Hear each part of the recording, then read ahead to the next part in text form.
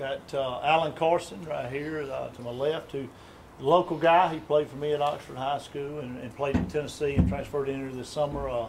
Had a great game the other day. Been doing a good job for us, all season long. Plays inside D lineman and plays several positions there. And just glad to have Allan on board.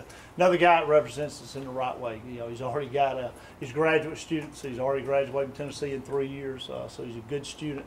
Does a good job in the classroom and the things way he carries himself off the field, on the field. To my right, Troymaine Pope, who's another local guy. Him and Allan grew up kind of together. I think they've known each other for a long time, and we call him Buster. Pope had probably the best game he's had, or one of the best games he's had since being a Gamecock. He had a phenomenal run the other day that was just super ordinary. It was not a normal run. Just did a really good job with the football in his hand and played. We all know that he's capable of playing, and we look for many more games, like that from him. We had 200-yard rushers, Saturday. Buster was one, and then Miles Jones was the other one, and believe it or not, DeMarcus was not one of those two. So, but we have confidence in all three of those guys getting the job done. Going back to the game a little bit, it's a great atmosphere. It's good to play at home. Had a close to 20,000.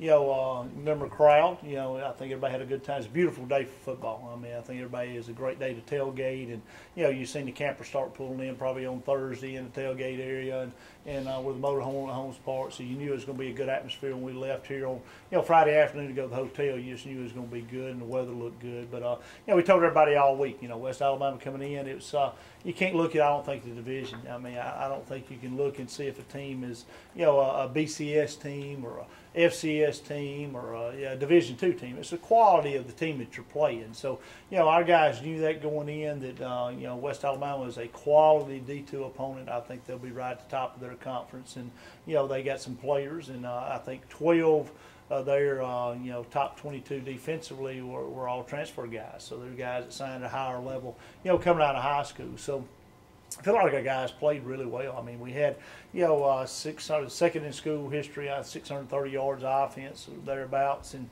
did a good job. Just, had enough yardage to have, 60-plus points. And really, when you look back at the game, probably should have had, 60-plus points. We fumbled going in one time.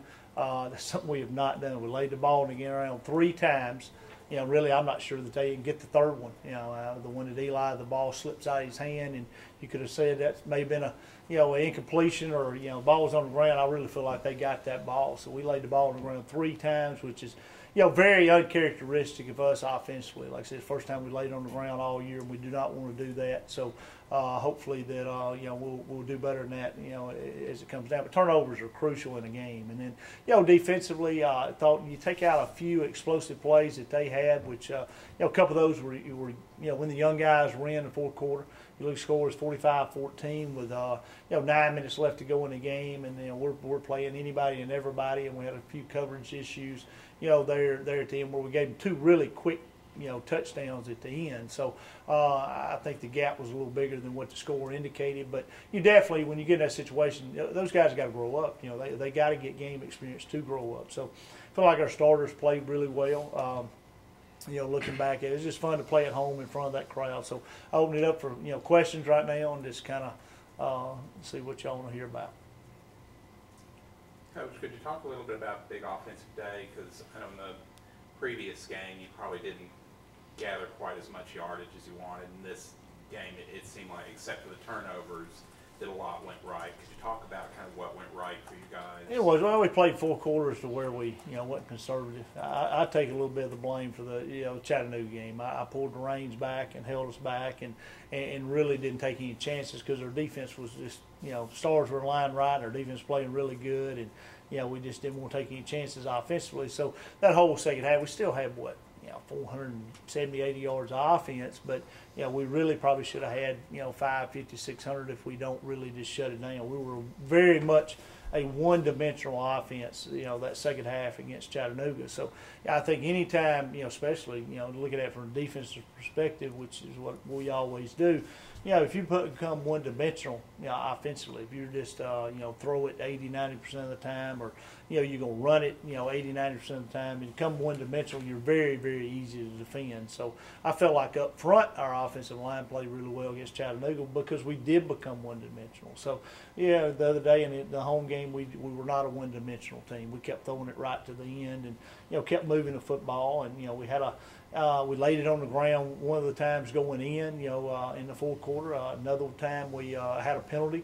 I feel like we'd have scored 2 more there late, if we don't turn it over and have a huge penalty, there on a couple of the last 2 drives. So even there late, we were still moving the football because we were still throwing the football a little bit too. So I feel like we're progressing. Definitely offense sometimes is slower to mature, slower to, get things rolling. So when we play with tempo, we're definitely at our best when we play faster. So it's one of the things we'll concentrate on this week is making sure that we do play fast. Coach, you talking about balance. At halftime, it was almost 50-50. Do you look at the stats at halftime? We don't. I mean, we really, it's a feel of the game. You look back at it, it's amazing over the last, 15, 16 years that we've been, running this style of offense. You look back at the end of the year and you're almost kind of where you wanted to be. And those is, you draw it up, you'd love to be 50-50. Some years it's a little heavier run, than that. Some years a little heavier passes, depending on your personnel. And, we look at trying to get the ball to the playmakers and get the ball in their hand in space, and being able to do that and beating folks with numbers in the box. So as good as we run it, a lot of times it's harder to do. You're going to get 6 in the box most of the time. Well, the way people defend us, so it's harder to get a 5-man box. We don't see that rarely, but like I said, it's really when we get back in 11, 12 personnel to be able to do that. But we don't call a play to say, hey, we want to get it back even. We kind of look at how they're leveraging, how we can take advantage of knocking the edges off their defense, whether that be vertically or horizontally, attacking folks with screens and quick game and getting the ball outside in the run game. And, John, when you and Buster were both working Friday nights here, how aware were you of his career and how good was it to see that happen Saturday, that kind of performance? Well, I mean, he knows that I personally have the utmost confidence, in him. I think he's a great football player. I think he's, one of the most talented guys we have on our team. He's powerful. He's one of the strongest guys we have on our team. When you go in there and you do squats at him, he can squat as much as our D lineman, O lineman, anybody on the team. You put as much weight as you want to on his back. So he's a very powerful guy. He's also, our fastest guy. The only other guy that can challenge him speed-wise on our football team's hurt right now. Telvin Brown's the only one that can challenge him, speed-wise, and he's probably even faster than Telvin, when Telvin was healthy. So, he knows that we have a lot of confidence in his ceiling is very, very high. He is nowhere, by no means reached, his potential of what he can do. And I think that's a maturity thing. I mean, he knows that. Me and him have talked about that. I think, sitting down one-on-one, sitting down with a group and all those things, we expect a lot from him. And we're very demanding from players. But, as a coach, you want to find the right buttons to push with somebody to get their best. And I think he works hard every day to get better. And he has improved so much, since we've been here. Just in the classroom, he's got a goal of getting a 3.0 in the classroom. He came very close to that. He was a 2.9, whatever it was, 7.8, 8 something. I mean, he was so close last semester. Thought he had it, and I think he'll get there this semester. I mean, so, I think getting a degree has become important to him. I think knowing and doing a job in the classroom has become important to him, and I've seen so much growth in him, just as a person, on and off the field. So I'm proud of where he's at, but we're nowhere near satisfied where he's at, because I do think he's a great person. I think he's got a great career in front of him, and I think the ceiling's, he is very, very high for him. We've seen him have big games on the field, put up numbers, but that run you mentioned early on, what were your thoughts when you saw that? I was already calling the next play twice. I mean, so as soon as it, a lot of people get in there and you're looking at, they're fixing to blow it down, I've already got the next play called. Really, you start talking about the next play, we're really trying to stay at least a play or two ahead. So I'd already called the next play, and they said, "Coach, he's not down." So it was one of those deals where he just kept running, and you look back at it on tape, it's probably more impressive when you watch it on tape than even was in the game, because you can't really see what he did. You just seen a lot of people, and then bam, he comes out of it twice. So when you look back at it on tape, pretty impressive, and that'll be on our highlight reel. I'm sure as the year goes on, you'll see that run a lot. But it was pretty impressive, for sure. Buster, can you take us through that run from what you saw? We ran Bulldog early. Then the first guy, I seen him about to duck his head, so I just spent off him. Then I just started avoiding colors after that. That's all I seen was colors, and I was just getting away from the white. And then, like when we got in the pile, I was still moving my feet, and I got up, and I seen one nobody over to the white, so I just struck out running right. Do you know how many tackles you broke? You got any idea? Probably like 8. It was probably about every guy missed him, at some point in time. Some of them missed him twice, so it was pretty good. This game's not very complicated. That's what we coach about. I got an old saying, we in Alabama, I say ain't a lot, so I said run where they ain't. So he does a good job of that. He just starts dodging the color and running through it. So,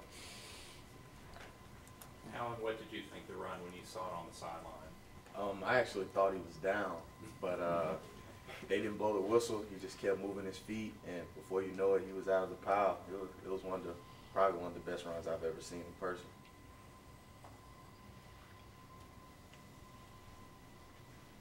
How would it rate against some of Rock's runs? I played a little bit with Rock. When I was a senior, he was a freshman, so he was just getting there. I always knew Rock had a lot of potential, but very similar to something. I was looking at Rock's highlight tapes on YouTube and stuff like that. Very similar to a lot of Rock's runs when he was in high school.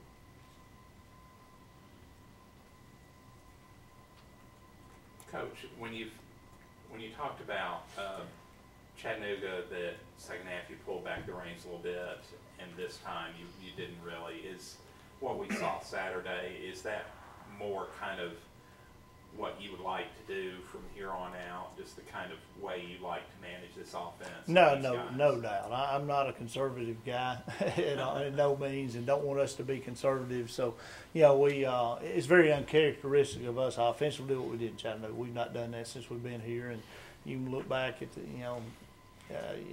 past years, we've never been like that. So it was just full moon, whatever. The 2 interception returns for touchdowns just got me. I say it again, I've never been in a game like that, or really watched too many games like that where you had 2 of them for touchdowns and the team's got 5 yards of offense at halftime. So we weren't going to take any chances, in that game where our defense playing that well. And like I said, we don't want to do that. In today's world of football, you got to score points. I don't care how good your defense is, and we're going to start on defense. And I do believe that wins a championship. There's no doubt. But the days of win a championship scoring 10 and 13 and 14 points, it's not going to happen. Not as many snaps as you have in a game. It's no way to slow it down. That much. You got to average in the 30s, and that's where we want to be. We don't want to have to, average in the 40s, but definitely we got to average in the 30s, and we got to continue rolling offensively. And one of the things that does, it keeps your defense off the field. I don't care how good your defense is. If you're 3 and out and you're not having sustained drives, you leave your defense out there too much, you're not going to be very successful. So we definitely want to play faster and possess the ball longer,